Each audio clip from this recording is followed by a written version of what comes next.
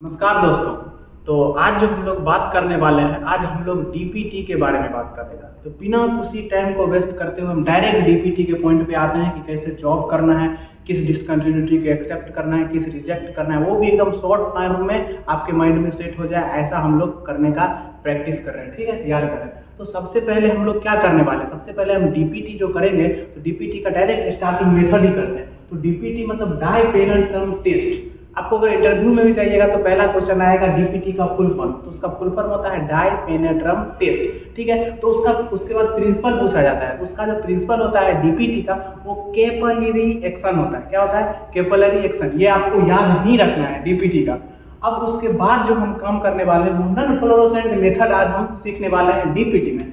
तो हम डीपीटी करने से पहले सबसे पहले देखेंगे उसका लाइट इंटेंसिटी। हम जहां भी जॉब कर रहे हैं वहां का लाइट इंटेंसिटी चेक करेंगे, मतलब वहां का लाइट 1076 लक्स है कि नहीं है। 1076 या 100 फुट कैंडल तो मिनिमम रहना ही चाहिए। ये मैं नहीं बोल रहा, ये कौन बोल रहा है? ये बोल रहा है as per ASME section 5 article 6। ये एएसएमई बोल रहा है, मैं नहीं बोल रहा हूँ, वो एएसएमई बोल रहा है। एएसएमई सेक्शन 5 आर्टिकल 6 के अनुसार हमारा जो लाइट इंटेंसिटी रहेगा वो मिनिमम 1076 लक्स और 100 फुट कैंडल रहना ही चाहिए। ठीक है, उसके बाद हम लोग को क्या करना है? कुछ भी नहीं। उसके बाद हमको प्री क्लीनिंग करना है, मतलब साफ सफाई करना है, ऐसा मान सकते हैं। जैसे ये मेरा जॉब है तो इस पे हम प्री क्लीनिंग करेंगे, मतलब साफ सफाई करेंगे, वो भी किससे? कॉटन से वगैरह से, इससे साफ सफाई करेंगे, प्री क्लीनिंग। उसके बाद नेक्स्ट जो हम करेंगे अप्लाई पेनिट्रेंट, मतलब उस पर रंग लगाना है। एक तरह से ऐसा समझ लीजिए, क्या करना है? रंग लगाना है। रंग उसको नहीं बोलते, उसको क्या बोलेंगे? पेनिट्रेंट बोलेंगे। और अपने भाषा में ऐसे समझ सकते हैं कि उस पर रंग लगा रहे हैं, ठीक है, ब्रश से या फिर किसी भी चीज से। तो अप्लाई पेनिट्रेंट, आपको पेनिट्रेंट बोलना है। उसके बाद जो हमारा नेक्स्ट मेथड रहेगा, पेनिट्रेंट अप्लाई करने के बाद डुअल टाइम, मतलब हम जो भी कंपनी में काम कर रहे हैं, मान लीजिए कोई भी कंपनी का नाम, जो भी कंपनी का काम मन में सोच सकते हैं, किसी भी कंपनी में आप काम कर रहे हैं, वहां के रिटन प्रैक्टिस के अनुसार वहां का डुअल टाइम दिया जाएगा। आपको आप जॉब करिएगा तो वहां आपको ऑटोमेटिक डुअल टाइम दिया जाएगा। तो डुअल टाइम जो मेरा रहेगा वो 10 मिनट, 15 मिनट, 20 मिनट, 30 मिनट ऐसा रह सकता है, किसी भी तरह रह सकता है। तो हमारा जो डुअल टाइम रहेगा इस कंपनी का, जब हम काम कर रहे हैं वहाँ 10 मिनट रहता है, तो हम 10 मिनट दे रहे हैं। तो आप जिस कंपनी में जाइएगा वहाँ 15 मिनट रहेगा तो 15 दीजिए, 20 रहेगा तो 20 दीजिए। तो रीडर प्रैक्टिस के अनुसार हमको डुअल टाइम देना है। ठीक है, हम डुअल टाइम मान लीजिए 10 मिनट दे रहे हैं तो हम डुअल टाइम दे देंगे। डुअल टाइम के बाद जो हमको करना है एक्सेस पेनिट्रेंट रिमूव बाय क्लीनर। हमारा जो इस पे पेनिट्रेंट रहेगा, मान लीजिए ये जॉब पे, इसको हमको रिमूव करना है, वो भी लिंक फ्री कॉटन से, ऐसे लिंक फ्री कॉटन और क्लीनर से। ऐसे हमको एक्सेस पेनिट्रेंट, जो भी पेनिट्रेंट है उसको रिमूव करना रहेगा। तो हम एक्सेस पेनिट्रेंट रिमूव करेंगे।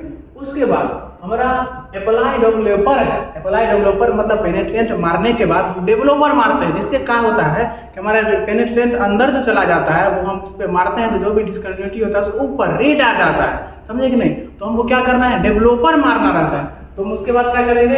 अप्लाई डेवलपर करने वाले हैं, डेवलपर मारेंगे। उसके बाद हमको evaluation, interpretation and result check करना है।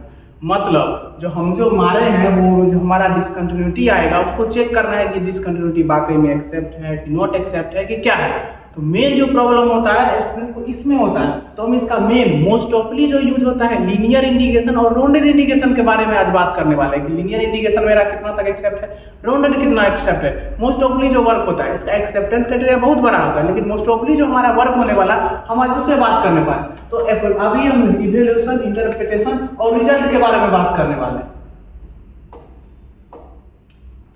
देखिए अभी एकदम सिंपल लैंग्वेज में बताएंगे, आपको 1 मिनट में समझ आएगा। हमारा होता है दो, एक होता है लीनियर इंडिकेशन, एक होता है राउंडेड इंडिकेशन। लीनियर इंडिकेशन का जो हमारा फॉर्मूला होता है L is greater than 3 time width. L is greater than 3 time width. मान लीजिए कि हमारा कोई भी डिसकंटिन्यूटी है, ये हम पाइप ले लेते हैं इतना, ठीक है, ये हम इतना ऐसे करके पाइप लेंगे, ठीक है, ये मेरा ये है, ठीक है, इसमें जो हमारा है डिसकंटिन्यूटी है, ये मेरा डिसकंटिन्यूटी, ये सब डिसकंटिन्यूटी है, ये सब छोटा छोटा डिसकंटिन्यूटी। तो इसका लेंथ और विड्थ का बात हो रहा है। मान लीजिए कि इसका जो लेंथ है वो है 10 mm लेंथ और इसका विड्थ जो है ये आ गया हमारा 5 mm। तो हमारा जो नेक्स्ट वर्क रहेगा हम इसको इस फॉर्मूला पे लगा के देखेंगे। Length 10 mm greater than 3 time width 3 डाल दिए, विड्थ के जगह पर 5 डालना है तो 5 डाल दिए। ठीक है, तो मेरा जो आंसर आएगा 10 10 ग्रेटर देन 15। ये हमको बोल रहा है कि 10 जो है बड़ा है 15 से।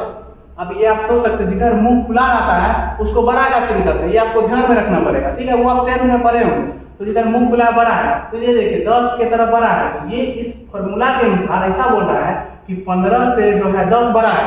15 से 10 बड़ा होता है? नहीं बड़ा होता है। तो हमको इससे ये पता चलता है कि ये जो मेरा इंडिकेशन आया है, ये फर्स्ट वाला इंडिकेशन, ये फर्स्ट वाला जो इंडिकेशन आया है ये मेरा लीनियर इंडिकेशन नहीं है। क्या नहीं है? Linear indication. ये देखिए लीनियर इंडिकेशन फर्स्ट जो है मेरा वो लीनियर इंडिकेशन नहीं है, अभी लीनियर इंडिकेशन नहीं है। तो हम क्या करेंगे, तो हम राउंडेड इंडिकेशन में चेक करेंगे। किसमें चेक करेंगे? Rounded indication. तो मेरा राउंडेड जो होता है राउंडेड इंडिकेशन का जो मेरा फॉर्मूला होता है L is less than equal to 3 time width. सिंपल सा, ऐसा नहीं करना है, कुछ नहीं करना है। L के जगह हम डालेंगे 10 और less than equal to 3 time width, इसके जगह 5 डालेंगे तो 3 और 5। ठीक है, ये जो मेरा आंसर आ जाएगा ये मेरा आ जाएगा 10 लेस देन इक्वल टू 15। अब इस फार्मूला के अनुसार बोलता है जो हमारा जो 10 है वो 15 से छोटा है, हमारा 15 बड़ा है और 10 छोटा है इस फार्मूला का। और सही है, 15 मेरा बड़ा होता है और 10 छोटा होता है। तो अभी हमको ये पता चल गया कि ये मेरा राउंडेड इंडिकेशन है। कौन सा इंडिकेशन है? Rounded indication. अब राउंडेड इंडिकेशन निकलने के बाद हम इसको पता लगाएंगे कि ये मेरा एक्सेप्ट है कि नॉट एक्सेप्ट है। तो राउंडेड इंडिकेशन का एक्सेप्टेंस क्राइटेरिया जो है उसमें क्लियरली लिखा हुआ है कि हमारा जो लेंथ और विड्थ है वो 5 mm तक ही एक्सेप्ट है। कितना mm तक? 5 mm तक। तो ये देखिए इसका जो लेंथ आया है ये 10 mm है। कितना है? 10 mm है। तो 10 mm 5 mm से बड़ा होता है, मतलब कि ये मेरा जो इंडिकेशन आया पहला वाला इंडिकेशन वो एक्सेप्ट नहीं है, मतलब कि ये मेरा इंडिकेशन नॉट एक्सेप्ट। सिंपल सा, क्या होगा? एक्सेप्ट नहीं होगा। तो हमको लीनियर और राउंडेड, तो अब राउंडेड ऐसा आया तो हम एक लीनियर वाला भी मान कर देख लेते हैं। अगर लीनियर इंडिकेशन आता है तो उसमें वो कैसा आएगा और उसका एक्सेप्टेंस क्राइटेरिया क्या है। तो लीनियर का हमारे पास फॉर्मूला जो होता है वो होता है L greater than 3 time width. मान लीजिए लेंथ जो है, लेंथ मेरा आया 5 mm। कितना आया? 5 mm। और विड्थ क्या आया? विड्थ जो है मेरा आया 2 mm। सॉरी 2 mm भी नहीं आया, लेंथ जो विड्थ कितना आया? 1 mm आया। कितना आया? 1 mm आया। ठीक है, ये मेरा प्लेट था, ये मेरा प्लेट था, इसमें ऐसा करके ऐसा आया, ये मेरा एक इंडिकेशन आया है, ये इस इंडिकेशन का ये है। ठीक है, तो अभी हम इसका देखेंगे लेंथ के जगह कुछ नहीं करेंगे, लेंथ के जगह 5 डाल दिए, इसको ग्रेटर देन 3 टाइम विड्थ।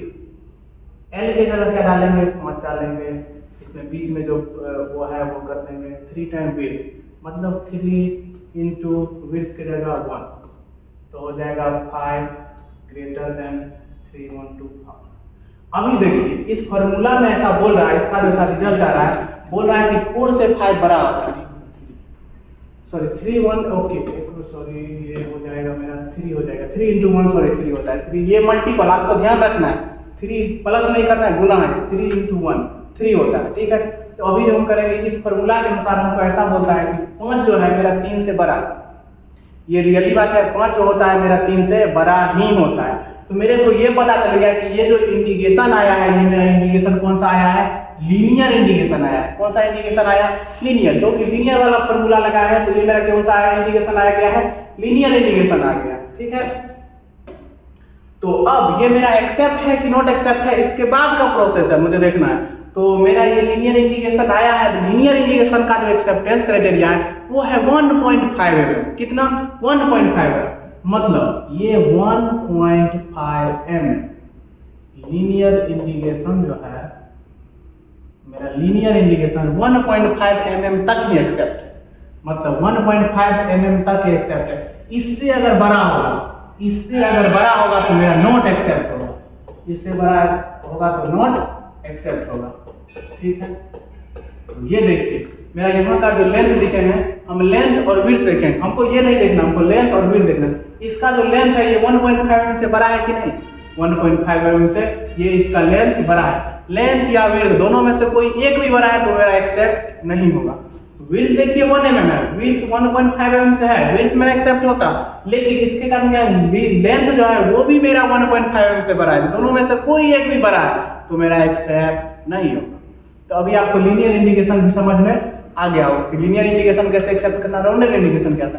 तो ये मेरा जो डिस्कन्टिन्यूटी आया है, ये है इंडिकेशन आया है लीनियर, लेकिन मेरा नॉट एक्सेप्ट है क्योंकि ये 1.5 mm से बड़ा है। ठीक है, तो ये मेरा ये रिजल्ट टेबुलेशन हो गया। अब इसके बाद जो करना है, रिजल्ट टेबुलेशन के बाद मेरा पोस्ट क्लीनिंग करना है। लास्ट प्रोसेस पोस्ट क्लीनिंग, क्या करना है, पोस्ट क्लीनिंग। पोस्ट क्लीनिंग जो कि हमको बढ़िया से फिर इसी कपड़े से मेटल को एकदम साफ सुथरा करके पोस्ट क्लीनिंग करना है। तो आई होप आपको ये अच्छा लगा होगा। इसके बारे में और भी फुल डिटेल्स नेक्स्ट वीडियो में बताएंगे। हम चाहते हैं कि कितना कम देर में स्टूडेंट को समझ में आ जाए, बस डिटेल्स। ओके ठीक है, मिलते हैं नेक्स्ट वीडियो में।